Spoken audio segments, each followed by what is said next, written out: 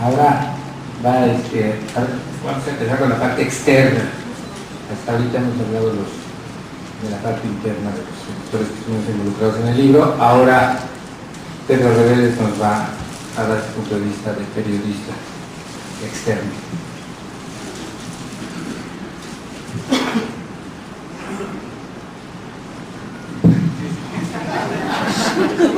Está bien que me llame externo, pero no soy externo.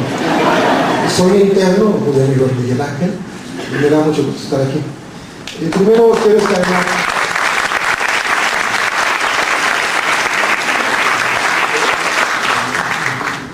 externar ante este abarrotado auditorio, más los que están viéndonos por las pantallas en este mismo recinto, no dentro del auditorio, y muchas gracias por su presencia. Quiero externar un recuerdo emocionado del maestro Miguel Ángel Granados Chapa, siempre sabio, siempre atento y respetuoso. Un compañero de afanes periodísticos que no escatimaba sus generosos comentarios cuando fructificaba el buen trabajo de sus colegas. Un amigo franco, sin doblez alguno, todo un caballero predispuesto a la solidaridad y a compartir sus dones, abundantes por cierto, de inteligencia, capacidad de análisis, mirada crítica, voluntad y tesón, volcados hacia las mejores causas de la sociedad mexicana, a quien tanta falta hace hoy, a un año de su partida, esa presencia luminosa e iluminadora. Es una honrosa encomienda que mucho agradezco a su hijo Tomás y a la editora de Mijalvo, Fernando Mojados, Ariel, y bueno, qué mayor privilegio estar aquí compartiendo nuevamente en mesa con Carmen Aristegui. Y muchas gracias también a Tomás Tenorio, que veo que fuiste un colaborador de mucho empuje en los últimos tiempos con Granados y que contribuiste a este libro.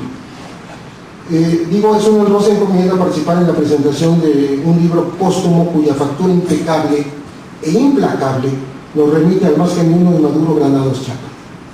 Su obra recupera al imprescindible periodista hidalguense y de muchas maneras instala hoy su presencia entre nosotros. Nunca más verdadera esa afirmación de que los hombres grandes no mueren con la desaparición física, sino que perduran no solamente en el recuerdo, sino en el ADN de sus obras. De ello vamos a hablar ahora. Pocos títulos de libros sintetizan con tanta verdad y con tan atinado enfoque y pueden ofrecer en sus páginas un contexto tan real y descarnado de la impunidad desde el poder, la simbiosis entre la autoridad y el crimen, ya entonces perfectamente organizado en el México de hace 30 años, como este que nos convoca, reúne y provoca aquí. En efecto, como dice la portada, el columnista Manuel Buendía fue víctima del primer asesinato de un periodista perpetrado por la narcopolítica en México. Con un acendrado rigor en su investigación, con esa su prosa puntual e impoluta, con la hondura de una amistad hacia Buendía que no regateó, sino que le impregna todo el texto, generosamente dispensada página tras página a la memoria de quien trató y frecuentó por más de 20 años, con su capacidad de interpelar al poder y no dejar pasar las intentonas de impunidad de los perpetradores de este crimen político que se cometió hace más de 28 años, el entrañable y añorado Miguel Ángel Granados Chapa logró describir con trazos certeros, directos, sin circunloquios, sin eufemismos, sin frases huidizas, el rostro más espantable de la historia reciente del país. En realidad, expone esa torcida mueca que desde los años 80 preanunciaba ya la pudrición de las instituciones de justicia, la devastación moral y física que se veía venir sobre el país y en la que desde entonces ha ido extraviándose el Estado de Derecho y ha ido creciendo sin límite y a la vista de gobiernos cómplices, ineptos, subordinados, ese engendro siamés del encubrimiento desde cualquier nivel de autoridad hacia el negocio transnacional de las drogas.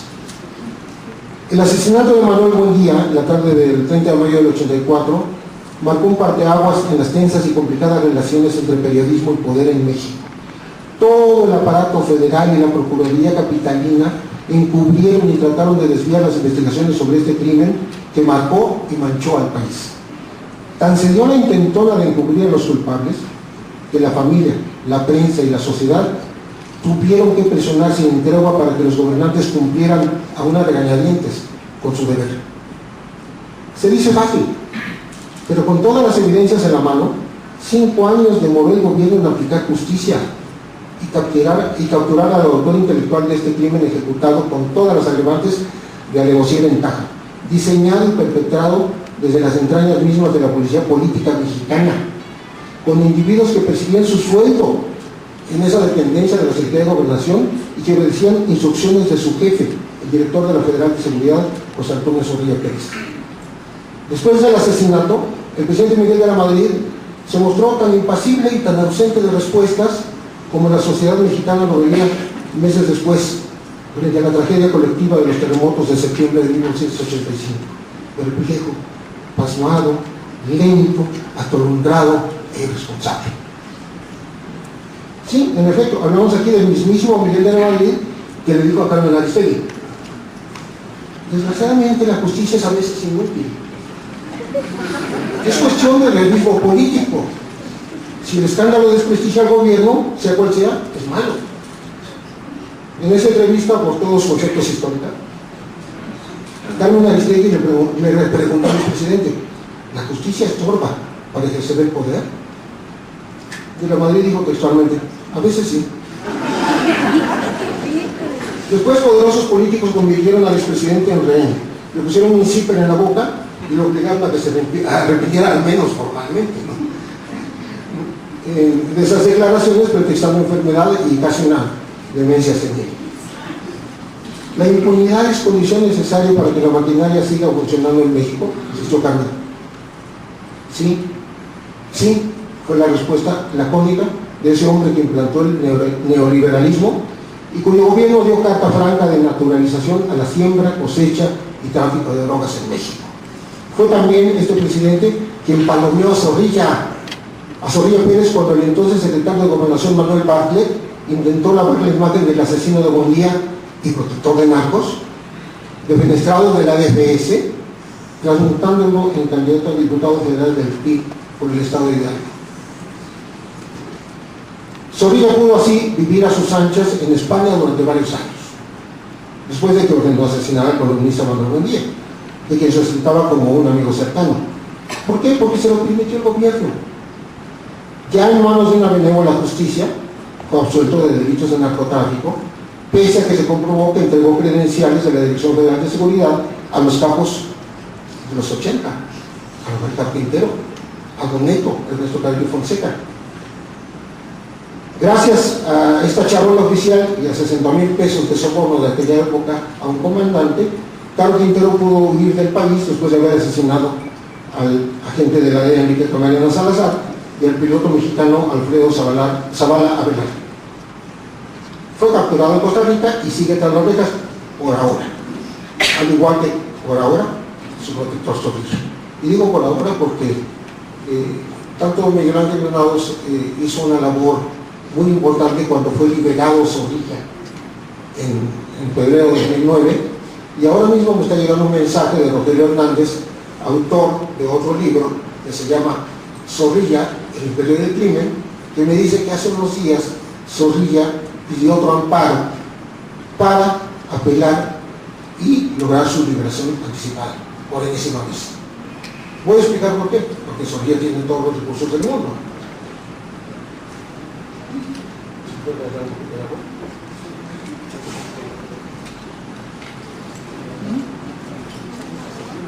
A Zorrilla Pérez jamás se le afectó la fortuna que atesoró con ese recurso del método que han seguido otros altos funcionarios en México.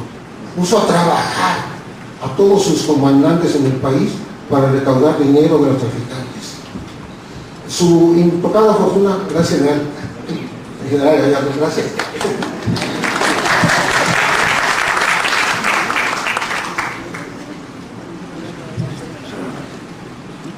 Puso a trabajar, digo, entre comillas, a todos los comandantes para recaudar dinero de los narcos. Su intocada fortuna era de unos 40 millones de dólares al momento de ser capturado, ¿sí? Según documenta este libro. El equivalente a 100,000 millones de pesos de 1989.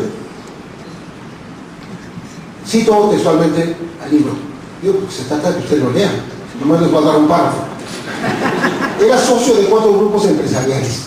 Tenía 30 terrenos en la República y varias propiedades en Estados Unidos, 8 casas, 12 cuentas bancarias en el extranjero y decenas más en instituciones nacionales en donde acaba de costar 500,000 pesos en 12 bancos, ¿sí?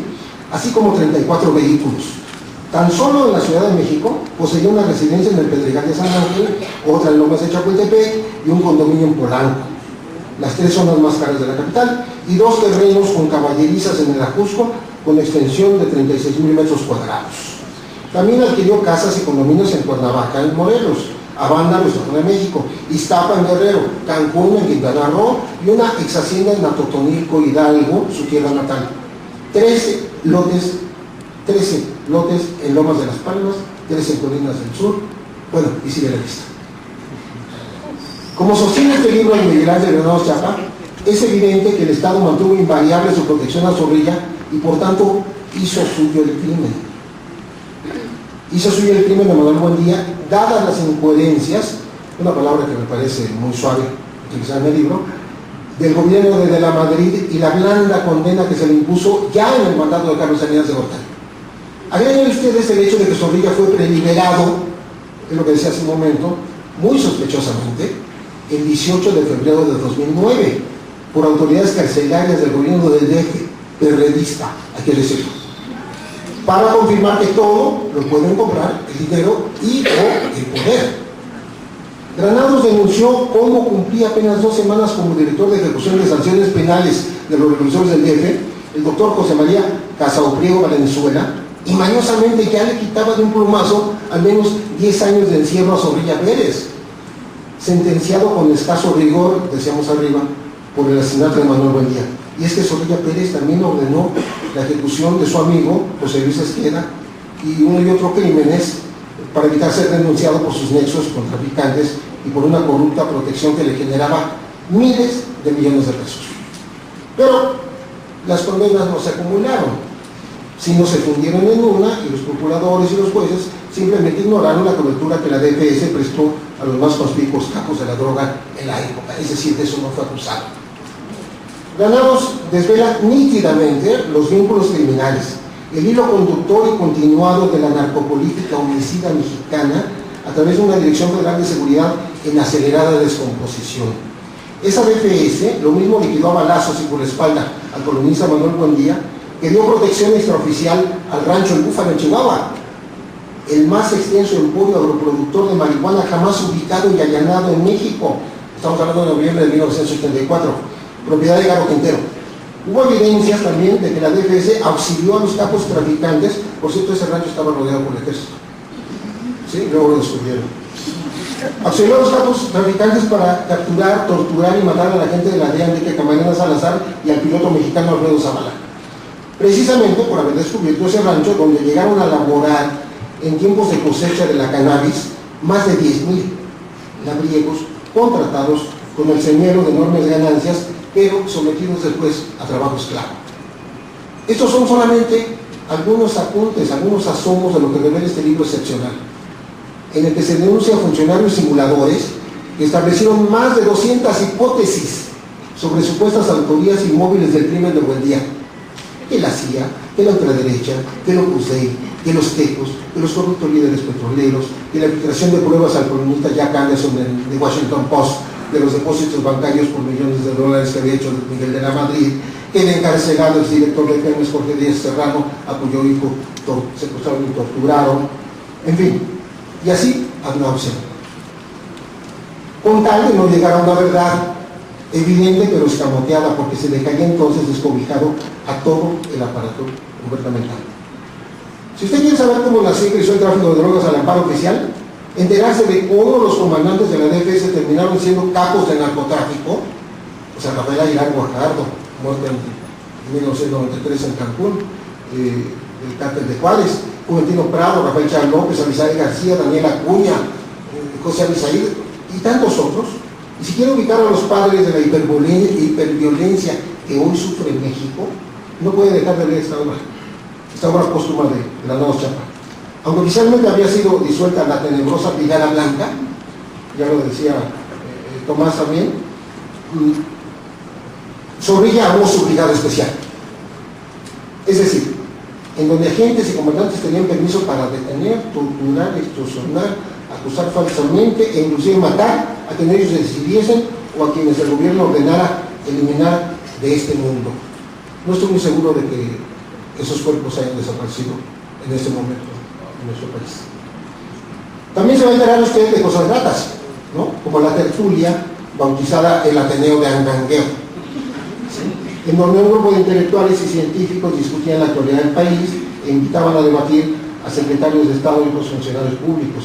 Se va a enterar de la solidaridad de un amigo periodista y empresario, don José Luis Becerra, aquí presente, que fue generoso, sin condiciones, sin pedir nada a cambio, con buen día, con Granados y con quien habla. Estuvimos alojados en su edificio. Si usted nunca supo y tampoco se atrevió a preguntar sobre vida y milagros de Miguel Nazarano, Fernando Gutiérrez Barrios, Mario Fabio Beltrones, Sergio García Ramírez, Javier García Paniagua, Emilio Gamboa Patrón, Jorge Díaz Serrano, Victoria Dato, Manuel Bartélez Díaz, Rubén Figueroa, Jorge Carrillo Lea, Francisco Galindo Ochoa y muchos otros especímenes del pasado y del presente, lea este libro. Le garantizo que saldrá mucho más sabio y más informado que si escucha 300 noticiarios de Televisa. Sobre todo ahora que una caravana de 6 vehículos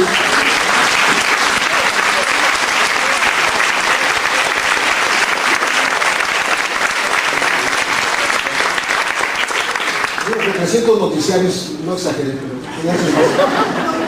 sobre todo ahora que una caravana de 6 vehículos con sus logos y oficialmente registrados a nombre de esa empresa fueron sorprendidos circulando por Centroamérica con más de $9 millones y con vestigios de droga, asunto que descubrieron autoridades en Nicaragua.